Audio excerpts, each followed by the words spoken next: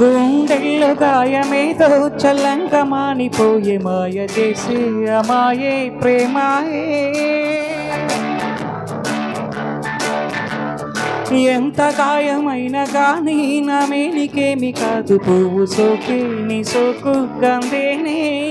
వెలికి రాని వెర్రి ప్రేమ కన్నీటి ధారలోన కరుగుతున్నదే. నాదు శోకమోపలేక నీ గుండె బాధపడితే తాళనదే. మనుషులెరుగలేరు మామూలు ప్రేమ కాదు, అగ్ని కంటే స్వచ్ఛమైనదే. మమకారమే ఈ లాలి పాటగా రాసేది హృదయమా. ఉమాదేవుగా శివుని అర్ధభాగమై నాలోన నిలువుమా.